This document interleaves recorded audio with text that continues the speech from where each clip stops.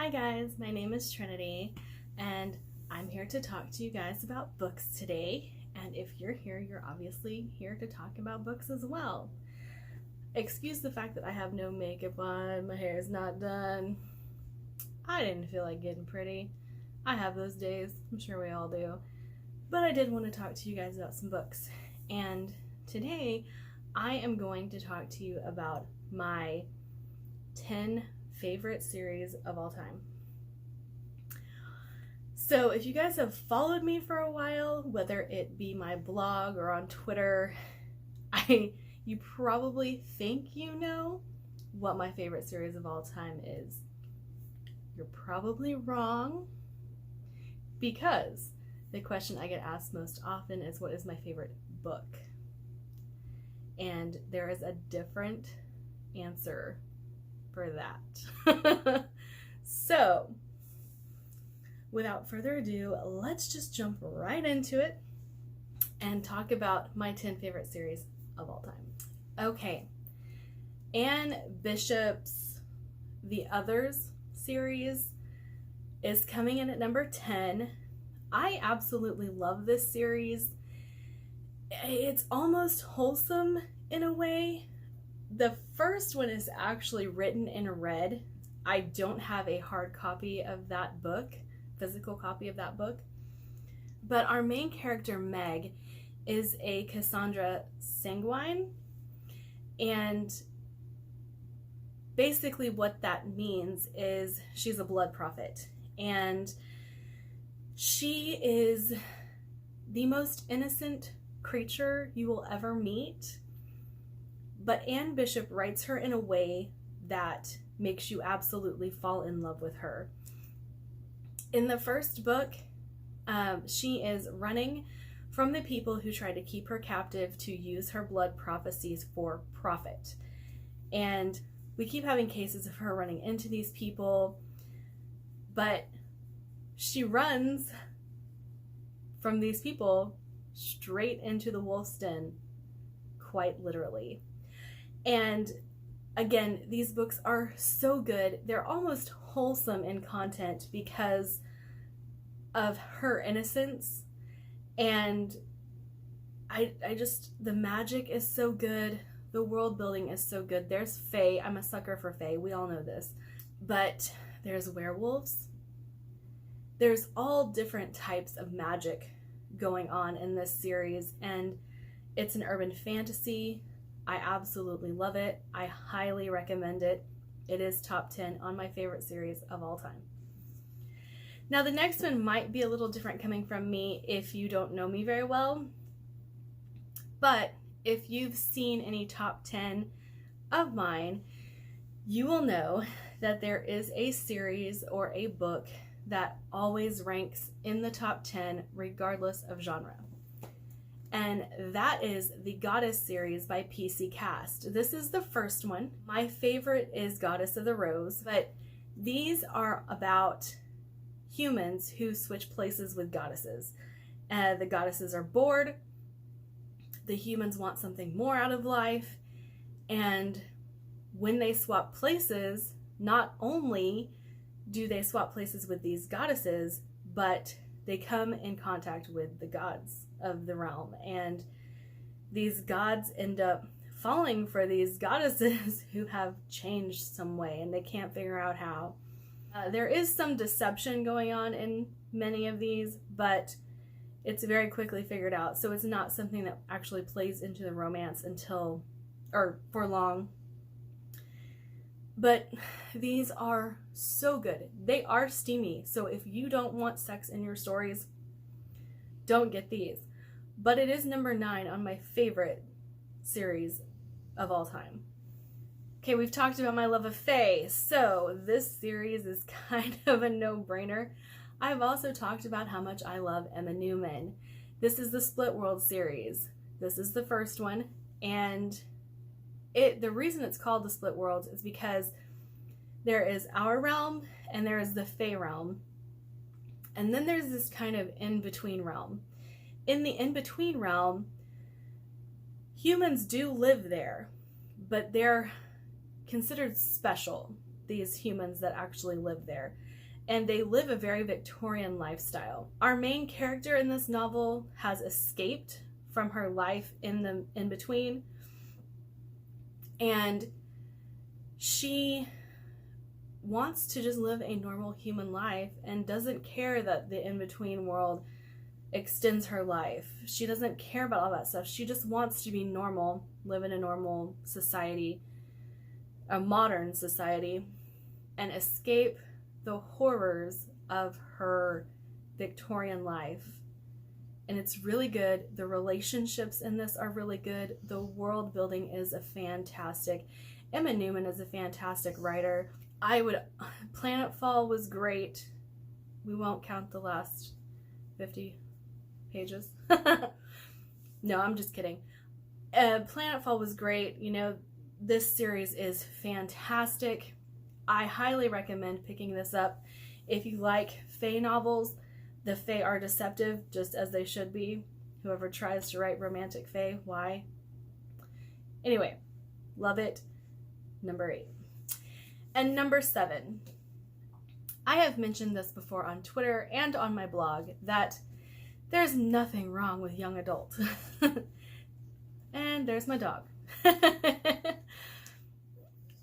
There's nothing wrong with a young adult. There is nothing wrong with young adult series. There's nothing wrong with young adult books. But if you choose not to read it, that's totally up to you. Just know that there are some out there that are absolutely fantastic. And at number 7 on my list, I have Truth Witch by Susan Dennard. This is actually called The Witchlands, but these are so great. So much world building, great magic system. Just, when I first read this, I was so shocked that a young adult series came this hard. Like, it was excellent. Absolutely fantastic. If you like fantasy, give these a try.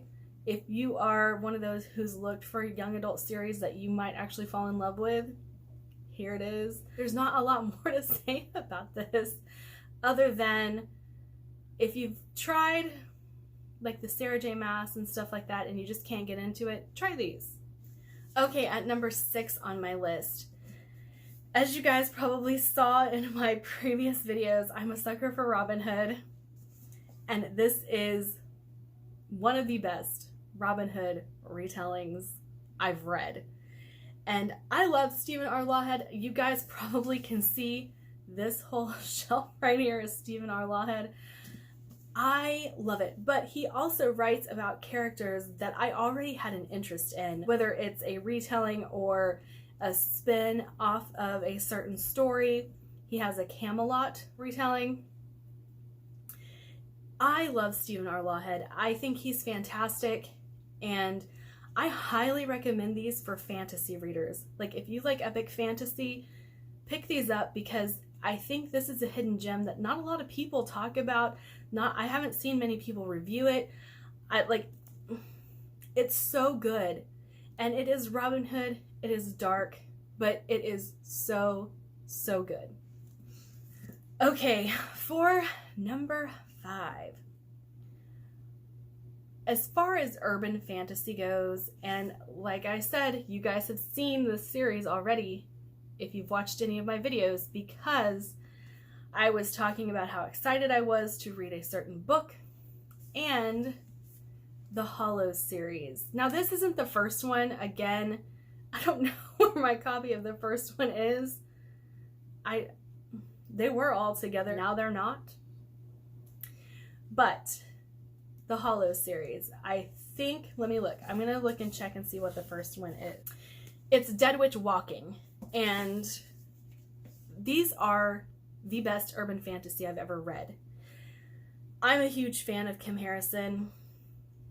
I will read anything she writes. Her writing is so good. The relationships that she builds, that is why you read these books, because of the relationships. The magic's great. Rachel Morgan's story is fantastic. The amount of time it takes her to get from what she starts out as to what she ends up as does take about 20 books, but I keep hearing people talk about Jim Butcher all the time, and I'm like, no. You want urban fantasy? This one. This is the one you want. And not that I'm not a fan of Jim Butcher, but I've read way too much urban fantasy to rank that in my top urban fantasy picks. And then the next one is actually going to be another urban fantasy. So at number 4, Kelly Armstrong's Women of the Otherworld series. Again, I can't find Bitten. I don't know what's happening with all my books. I go to look for them and they're not where they're supposed to be. I don't know. But Bitten is the first one in this. And now, this is a series. However, the series doesn't always follow the same characters. There are quite a bit of changing of the main character. And it starts out with Elena Michaels. If you watched the show Bitten, that is how the book series starts out, but it doesn't stick with the werewolves.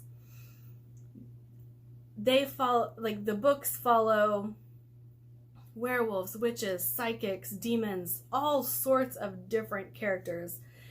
And you get all of these characters just from the same world. And I love these so much.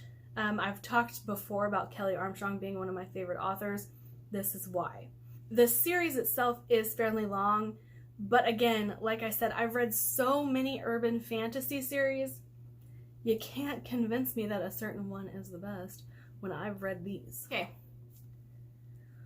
Let's pause for a second, because the next one on my list, while it is definitely one of my favorite series, I need book 3. You probably already know what it is just by me saying that, but I'm going to add it because I have loved everything from this author, and this book in particular definitely ranks in my top 10 ever, this particular book. But I need book 3. I really do. And that would be The Name of the Wind by Patrick Rothfuss. I love Kvothe. I know most people don't like him, but I do. I really love him. And I'm looking at an art print I have of Kvothe like right above me.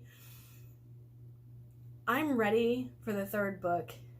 If you guys don't know, this is high fantasy at its finest. This is lyrically written. It is beautiful. It is fantastic. There's not enough words to describe how amazing this particular book is. Now, the second one is great. I just don't think it's quite as great as this one. But this is definitely going to have to stay at my number 3 spot just because of how great this book is, even though the 3rd one's not out. Okay, and coming in at number 2, and I know a lot of women have problems with this author. I just don't get it. Is he the best person to take on female characters and write them? No. But do people need to look down on his works because he writes female characters in a kind of way? No. That would be Brent Weeks' The Black Prism. This is the Lightbringer, the Lightbringer series. I love, love, love, love, love this series. I love how dark it gets. I'm a fan of dark, guys. I'm a horror reader, but, and I'm sorry if you can hear my dog making weird noises, because he's weird and he's making weird noises. Anyway, The Black Prism, one of the best magic systems in existence, right here. I can't get enough of this series. I have read the first 3, and so there's 2 left for me to read, but I can't imagine, and I have been told, book 4 and 5 make the series not so great. I'm kind of just not going to believe it. So, for now, this is my second favorite series of all time. Now, number 1. Does anybody want to take a guess? Do you think you know? I'll wait. Do you think you got it? Have you watched or have you read my blog? Have you followed me on Twitter? You think you know what it is, don't you? You might be wrong. Ready? The Draconis Memoria trilogy by Anthony Ryan is my absolute favorite of all time. Lisanne is probably one of the best female characters I've read from a male perspective. She is fantastic. I adore her.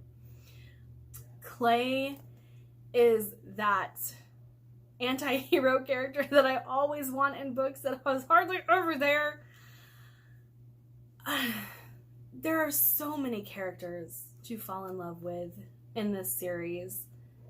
There are a few characters that you can absolutely hate, and that's fine. But the way I've described this in the past is, I think it was Pirates of the Caribbean meets Indiana Jones. And I find it quite funny that I described it that way. And then on the back of the book, I'm seeing that Django Wexler actually said part Indiana Jones, part Pirates of the Caribbean, and part Mistborn. It's wonderful. Apt description, Mr. Wexler, because I think the exact same thing. I love this. I think this is the most underrated series in fantasy. I don't see people reading it a lot. I don't see people talking about it a lot. I don't see it on people's favorites a lot. And I'm like, come on now. This is fantastic. Okay, guys, that is my list of top 10 series of all time. Let me know what you think about my list. There are some obvious things missing from here. I didn't put Harry Potter in. You know, it is what it is. Mistborn is missing. But anyway, there are some fantasy series I'm going to be talking about later on, so you can get an idea as to why some of your favorite fantasy series might be missing from this list. And, you know, I'm going to keep reading, so I'm sure that these will change at some point. But for now, as it stands, these are my top 10 favorite series of all time. Bye.